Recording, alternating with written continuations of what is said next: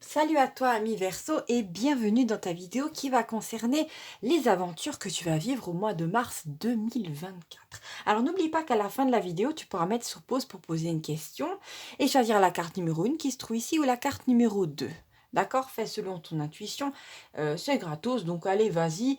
Qu'est-ce que je veux dire? Je n'écris jamais les réponses par rapport à ces deux cartes dans les commentaires. Il suffit de regarder vers la fin de la vidéo. Ça prend quelques secondes, donc voilà, allez-y franchement, laissez-vous aller, posez vraiment quelque chose, une question qui vous tient à cœur. Faites-le par écrit, si vous voulez, chez vous, à voix haute. Vous n'avez pas besoin de l'écrire en commentaire. Vraiment, c'est personnel, c'est pour vous. Voilà, gros bisous. Alors, on va commencer ce tirage pour votre mois de mars. Alors, j'ai déjà les premières cartes, elles sentent bon la guimauve, les licornes, je sais pas quoi dire. C'est vraiment là, c'est le paradis, c'est quelque chose d'extrêmement agréable. Juste en bas, on a une petite pointe de sel, mais ne t'inquiète pas, ami Verseau, parce que la cuisine va être bonne. Alors, au mois de mars, nous avons déjà la première carte qui est assez forte, c'est la carte de la vérité. Mais là, je le sens comme quelque chose de léger. Donc, c'est en fait c'est une vérité qui va pas t'alourdir dans le sens, je sais pas, d'un secret de famille qui t'est révélé, qui t'alourdit, qui te fait tomber en dépression. C'est pas du tout ça. Là, c'est une liberté, comment dire, une vérité qui t'est donnée, qui est même une prise de conscience qui est par rapport à une vérité, quelque chose qui est dans le temps, qui est stable, qui fait partie du tout, de l'univers, je sais pas. Mais en tout cas, quelque chose qui te libère. Et ça va te faire énormément de bien. Donc il y a cette légèreté qui arrive déjà au mois de mars. Alors que normalement, le mois de mars, c'est un mois qui peut, comment dire, d'après les énergies de Mars, ça peut être toujours quelque chose d'assez violent. N'oublions pas que le mois de Mars, c'est le dieu de la guerre. Mais ça peut être aussi l'autre force de Mars, c'est-à-dire la force de construire quelque chose. Et là, vraiment, pour moi, c'est cet allègement qui arrive pour toi, qui te permet après d'avoir assez de force pour construire quelque chose. Parce que comme je t'ai dit, le pauvre papillon que tu es ne peut pas s'envoler si par exemple tu as à la patte accroché un boulet de 35 kilos. D'accord? Donc il y a un moment où même si tu as des ailes magnifiques, tu ne pourras pas te déplacer. Donc ce boulet en fin de compte, c'est un boulet qui n'est pas, comment dire, qui peut-être se manifeste dans la matière via des relations chaotiques ou quelque chose, voilà. Mais en fait, en dessous de tout ça, il y a des énergies, il y a des vieilles croyances, peut-être, je sais pas, le fait que tu dois absolument, je sais pas, tes parents t'appellent et tu dois faire 35 kilomètres pour leur acheter du beurre. Il y a un moment où je suis désolée, peut-être qu'ils ont une épicerie à deux pas de chez eux, ils ont qu'à y aller. Bon, il y a un moment où tu n'es l'esclave de personne. Je prends ça juste comme exemple pour vous dire à quel point il y a des croyances qui font que, voilà, que des fois c'est un peu idiot, il faut se libérer, voilà, les gens peuvent faire certaines choses par eux-mêmes, tu n'as pas à, comment dire, à tout faire à leur place, d'accord? Donc c'est un truc qui m'est vu comme ça, donc je vous en parle. La carte numéro 2, elle est très très jolie, c'est la carte du retour d'énergie, mais là c'est vraiment le retour d'amour, c'est tu donnes, tu reçois, d'accord? C'est vraiment une sorte d'équilibre, d'équivalence, et c'est une carte extrêmement douce, regardez, nous avons ici de l'eau, donc ça parle vraiment d'émotion, mais c'est vraiment une carte qui, l'énergie qui est derrière ça, c'est l'énergie d'un cocon, de douceur, de sécurité. Ça fait penser, je sais pas pourquoi, il y a l'énergie un petit peu de la Vierge Marie. Vous savez, cette énergie un petit peu maternelle qui fait énormément de bien, qui est, comment dire, dans la bienveillance totale. Il n'y a pas, ça fait penser un petit peu à l'unipolarité, vous savez. Bon, les gens qui ont déjà fait des expériences de mort imminente vous expliqueront que quand ils montent au ciel, d'une certaine manière, et qu'ils se trouvent dans un jardin ou je ne sais où, et ben, ils sentent qu'ils sont dans un endroit où le mal n'existe pas, où il n'y a pas de problème, où il n'y a pas de difficulté. Et là, vraiment, c'est cette énergie qui va venir envelopper votre mois de mars et qui va vous apporter ce dont vous avez besoin pour nourrir votre âme, pour nourrir votre émotionnel.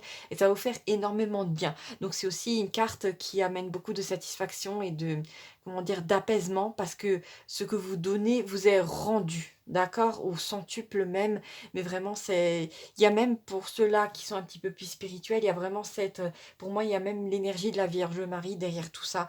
Donc voilà, le plan marial est assez proche de nous, donc n'hésitez pas à allumer un petit vierge, pardon, un petit cierge, désolé, pour la Vierge Marie, voilà, faites une petite prière, ça ne mange pas de pain. Et si par hasard vous avez d'autres demandes à déposer, n'hésitez pas à le faire aussi par rapport au Padre Pio qui est assez actif, hein. Je ne sais pas si vous êtes au courant. Bon, voilà. Alors, nous allons passer à l'autre carte qui est juste à côté et qui vraiment me fait penser à cette histoire de la Vierge Marie. Bon, je suis désolée. En plus, on a levé comme Vierge Marie. Bon. Et là, nous avons la carte de la rencontre magique. Donc, pour moi, effectivement, si vous êtes un petit peu mystique ou je ne sais quoi, vous avez toutes les chances de rencontrer, je sais pas, un ange ou un truc vraiment improbable. Et bon, il n'y a pas de mal à ça. Après, il y a des coins en France où vous pouvez, comment dire, avoir accès à certaines énergies ou comment dire, la limite entre les mondes est moins, elle est plus subtile. Et après, il y a aussi des périodes de l'année où c'est le cas.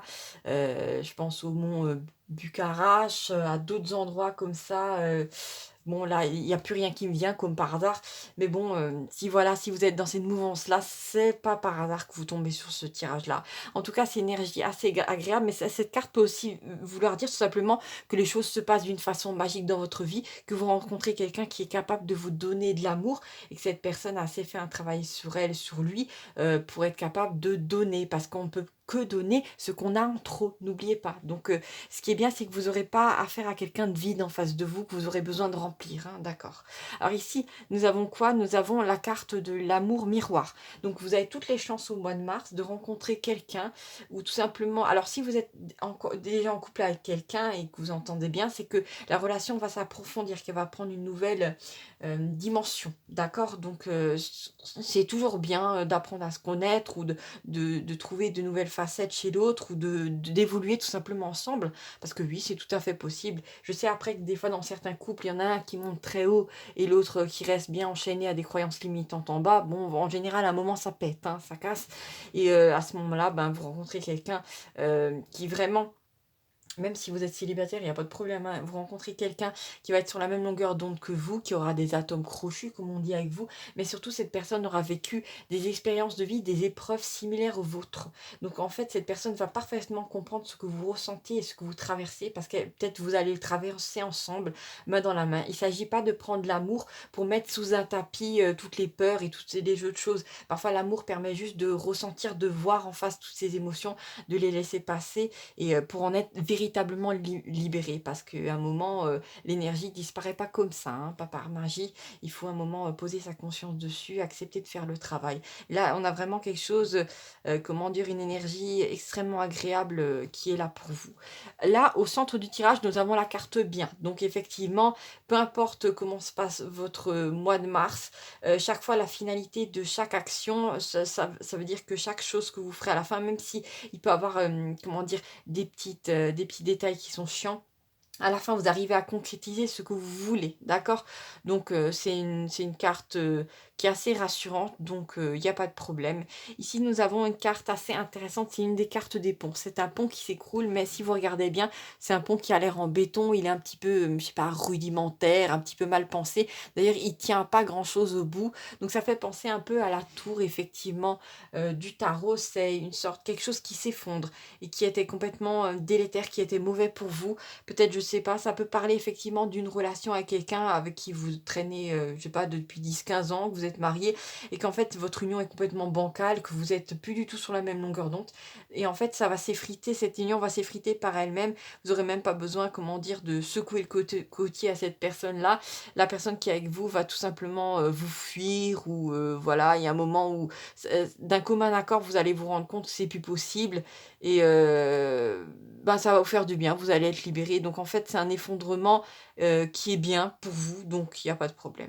Ici, nous avons la carte de la famille, donc ça me fait penser à ces énergies-là de sécurité, d'êtres humains qui s'entraident.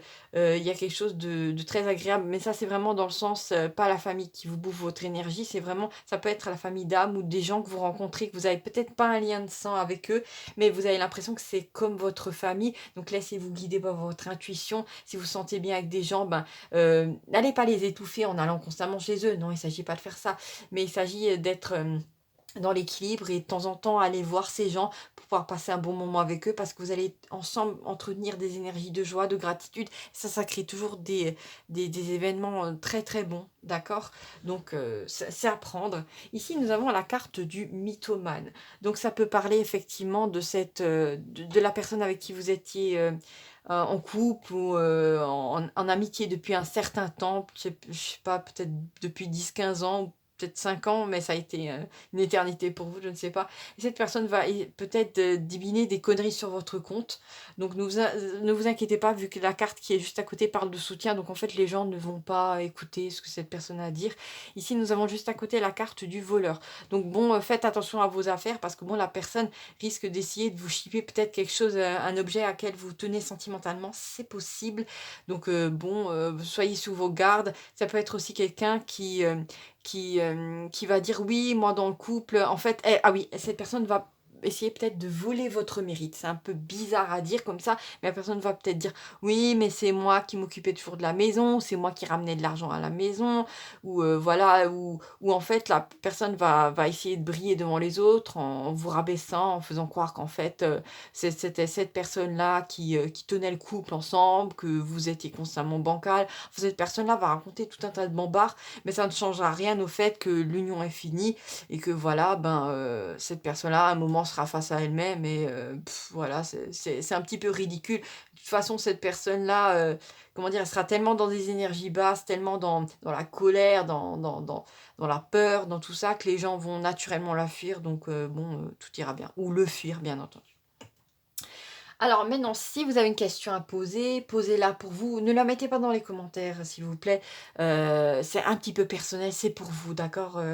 Gardez cette espèce d'enveloppe de confidentialité sur votre vie et écrivez votre question, posez-la à voix haute dans votre chambre, dans votre salon, je ne sais pas.